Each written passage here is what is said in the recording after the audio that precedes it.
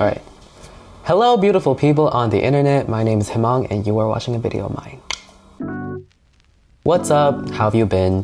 Do you remember me? It's been a while. I had pink hair, was wearing a bandana, talked about beauty standards, I threw shade at my parents, I talked about what it's like being a Korean Indian that grew up in China, and I also talked about joining the Korean army. Wait, what? Guess what has 2 thumbs and just completed 1.5 years in the Korean army? This guy. Thank you. That's right, Dobby is free. Dobby is free. The chain is broken, Bird is out of the cage, she's flying, she's thriving. Actually, not really, but I'm officially done with the army. No longer a soldier, just a boring old civilian. Kind of depressing, but that's a story for a different day. Today, we are watching the video that started it all, the one that has 1,122,283 views as of now. I am not gonna lie, 1,000 of them were probably from me. Just kidding. Probably a few hundred. Anyways, today I wanted to rewatch the full thing again on camera and react to what I said back then and really show you what was going on in my mind when I was answering these questions and how and whether my thoughts have changed since then. Without further ado, have a seat, grab a snack. This video is sponsored by Foreign Food Mart, who sent me this bag of namkeen. Just kidding, I'm not that famous, but I did buy it with my own money. 내 돈 내산 is what we say in Korean. But I'm sharing it with my good friend Hana over here, my long lost sister, my brother from another, my sister from a different mister. Hana, say hi. Hi. There we go. She is helping me behind the camera. I'm in the director's chair. Yes. Will you do us the honor of hitting the spacebar and ending this gosh darn long intro? Lights, camera, action. Thank you. My name is Himang, or Himang with a G at the end. It actually means something in both languages. I am half Korean, half Indian. I was born and raised in Beijing, China. I'm going to college in America. But currently in Korea, I'm in a gap, and a long gap because I will be enlisting in the Korean army in 3 days. 在楼下买了一杯茶，喝了一口。Yeah, so I'm singing a Chinese song here. Which some of you were very surprised at. Yeah, I think this might be my only Chinese cover, but I really like this artist. His name is Khalil Fong. He's from Hong Kong. You should listen to him. He's really good. I didn't send her this. I think she just found it from my channel and used the footage. That's cool. Which I thought it was pretty fitting. Yeah. All right, let's continue. So my parents were very. They put a lot of thought into my name. Himang in Korean obviously means hope, like literally the word hope. And it's actually Hanzhao, and in Chinese is Sibang. For those of you who don't know, Hanzhao is like Chinese derivative Korean. Korean has a lot of influence from the Chinese language, and before we had the Korean script, we were actually using the Chinese script. Continue. In Hindi, apparently has multiple meanings, but one of them means of the Himalayas. They met in Beijing. My mom was studying Chinese there, and my dad was working there, and actually he was working in Chinese media. And wait, was your dad a radio host? I don't know if he was a host. I think he was an editor. Okay. I think. Yeah, he's more of a writer than like a on-camera person. And my mom was a student at the time, and I think they met through a Chinese friend. They got married here. In Korea? Yes. Okay. Just for the ceremony. Yeah. And then they went back and had me, had my brother. So you were born in China? I was born in China. Both my brother and I was born in China, but we're not Chinese citizens. They don't give out citizenships like that in China. I think they have enough people. I really did not mean to throw shade here. I was simply stating the facts. Yeah, it is very difficult to get Chinese citizenship. I know very few people, very, very, very rare. But why did your parents choose to stay in China? What was the reason for that? There weren't many foreigners in China at the time, right. And so I think it was a very tight-knit community. Yeah. And they were also obviously very close with the Chinese community as well. And I think they just liked that vibe. Ad? B-roll. Oh, B-roll, okay. I am pouring in hot water into my bottle because I love hot water. Hana is with me on this. Yes. Right now. Yeah, I have my thermal water bottle right here. Carry with me everywhere. It's a very Chinese thing. It's been a long-term goal of mine to learn Hindi. Actually, no. Not long-term, considering my short lifespan thus far. I was not as interested when I was younger. It didn't seem that cool to me when I was younger. I think it's just because I wasn't exposed to many Hindi-speaking people around me, whereas Korean, I heard all the time. Sure, yeah. Did you have the same experience? Because I imagine it would be very different for you in the States. I mean, I guess I always wanted to learn both. I wanted to know both and just like drop it into my head. I don't feel like I had like a strong influence for either. My parents spoke English with each other, so yeah. The reason I wanted to learn Korean at the end of the day was because my grandma. She doesn't speak English, but my Indian side of my family, they all speak English. Yeah. My dadiji, my grandma, is the only one that doesn't speak English in my family. I always thought I knew, like, oh, this is Korea, this is Korean, this is how Korea is today. And a lot of the Korean culture that exists in the States in certain pockets is rather old-fashioned. It didn't evolve like it does here. And so coming to Korea some years back, to me was like, wait a second, this is not what I expected Korea to be like. My Korean American friends have a very vastly different understanding of the Korean culture than I do, because I lived in China, which is a lot closer.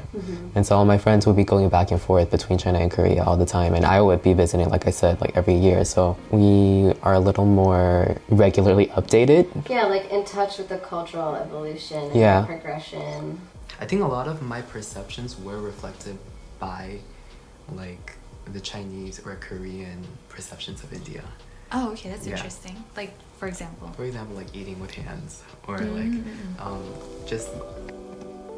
I want to clarify here, like I didn't imply whether eating with hands were like an unsanitary or like looked down upon thing. For me, I think it's just as efficient as any other eating utensil. But I think what seems so exotic about it to Koreans and Chinese people is that they eat rice with hands. And I think that like they would never think of that. Well, it's a different kind of rice. Yeah, eating like sticky Chinese rice with your hands, tough, yeah. It would be tough. I mean, I guess it would be good for your like sensory, you know how like they encourage kids to play with like Play-Doh and stuff. Yeah, like diversify your sports experience. India is definitely, well, there are a lot of similarities, still very culturally different, whereas China and Korea are a lot more similar comparatively. Not to say China and Korea are the same. They're still very different. They're just like geographically closer, and culturally and historically they've shared a lot of common land as well. But also Korea also was not one country. China was not one country. It was a bunch of different countries. I think I've just felt a distance with my Indian side, and I don't keep in touch with it as much as I should have or should. Wait, I have a thought about this. I feel like it's because moms.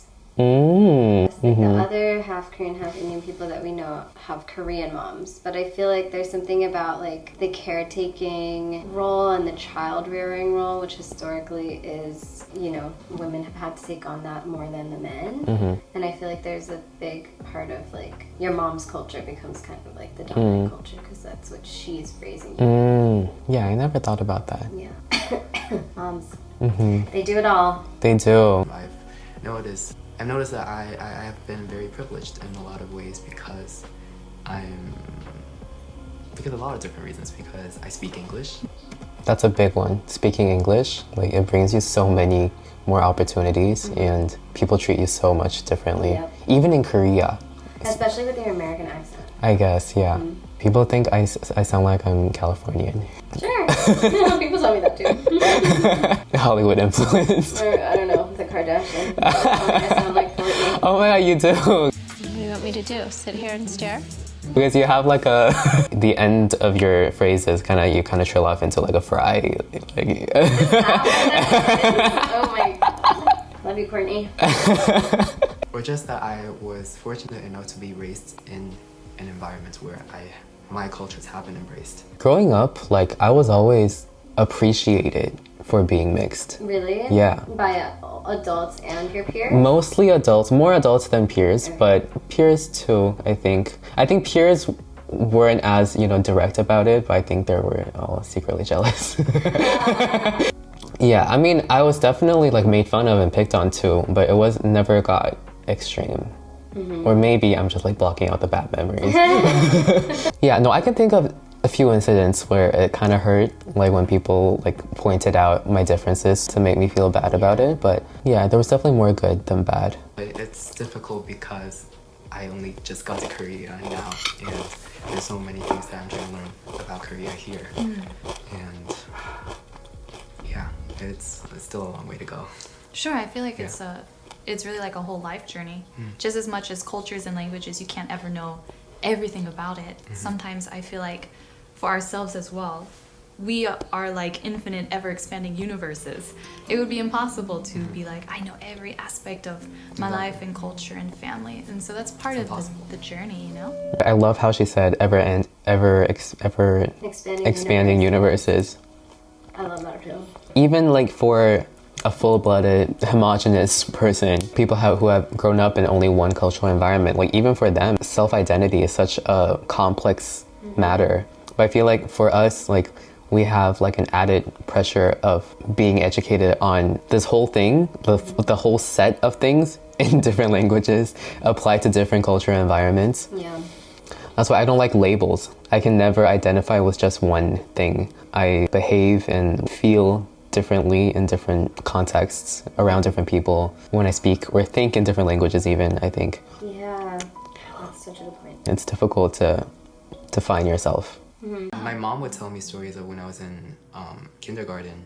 Kids would call me Lao Bai. It's just like a slang for people that are not from China. I don't remember this, but my mom said that I used to like question my mom and be like, why are they calling me Lao Bai? Like, I was born here, I speak Chinese, and like I understand everything just like everyone else.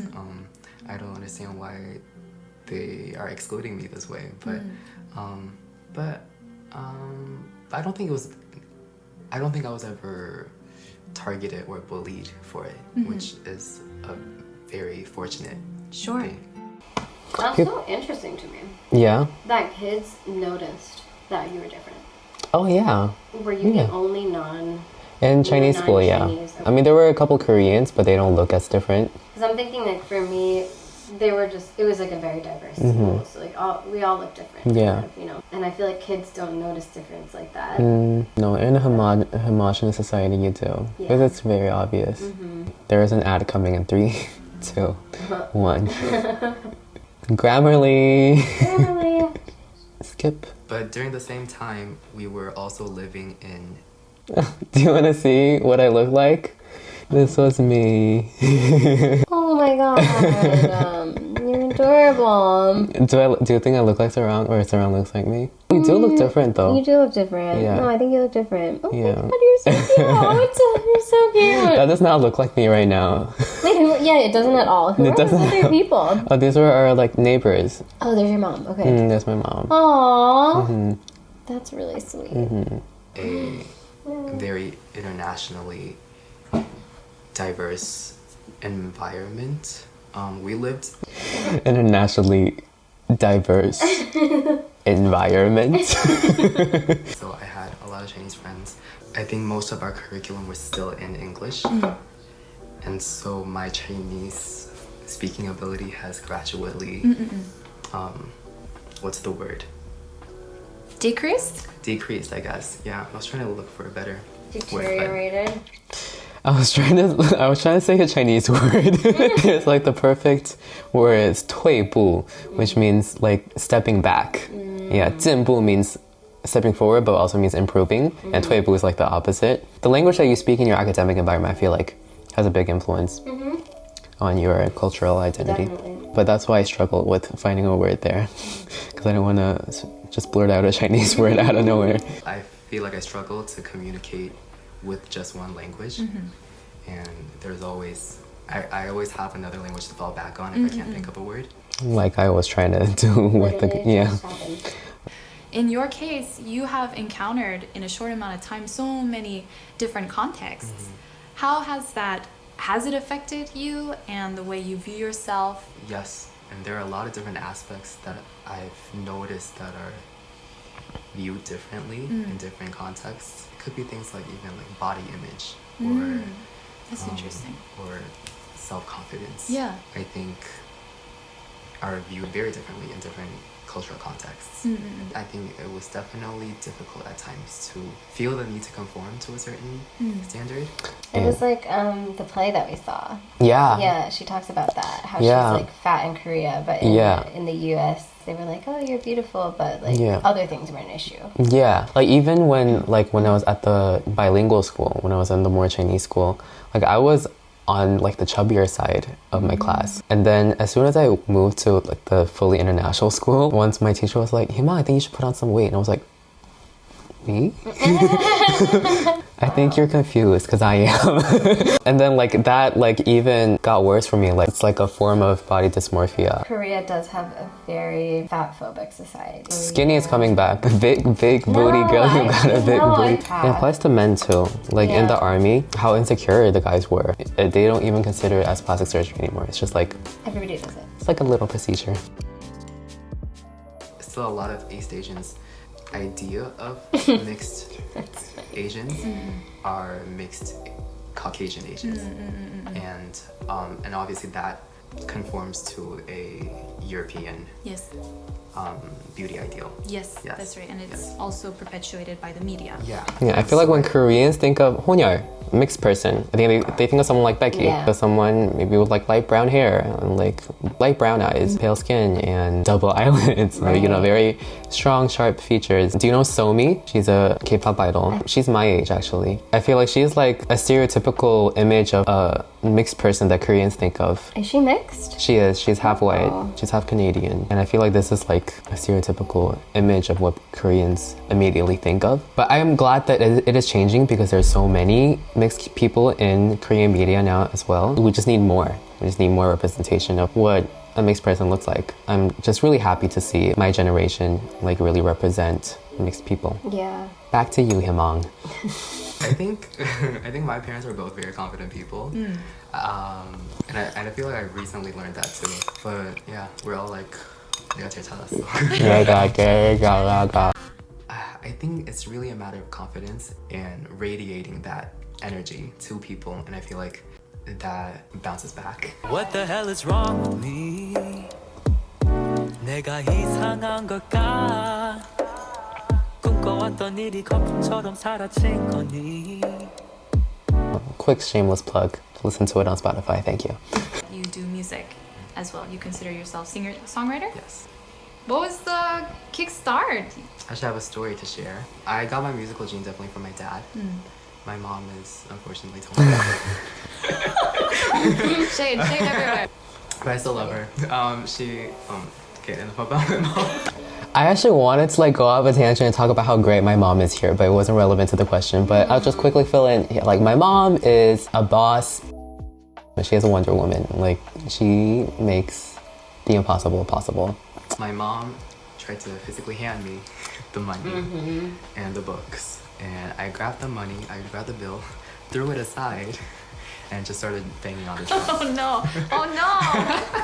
Effectively, you said, "Mom, I'm a starving artist. Okay, Yes, give it up." Yes. And that eventually got me to Berkeley, and I love it there. This is where Wrong, Berkeley. It's spelled Lee. It's different school. right? I feel like I've always been a Kwanjung. Kwanjung means attention whore. So you say you're taking a break from school. Yes. You're in Korea now. Yes. Is there a reason for that? Yes. The main reason is that I... She was low-key like looking at me. Yes, this is the part where you transition into your military. We're gonna talk about that now. I was like, I was low-key gonna talk about something else, and I was like, okay, yeah, I think we talked enough about everything else. will be enlisting in the Korean Army. I'm going to Kundae very soon. Kundae. And let's watch part 2. Well, y'all are sleeping on part 2. I remember this one more. Yeah, I feel like I got deeper in this one. First one was more like childhood and my backstory. This one's more like what I'm feeling now. Yes.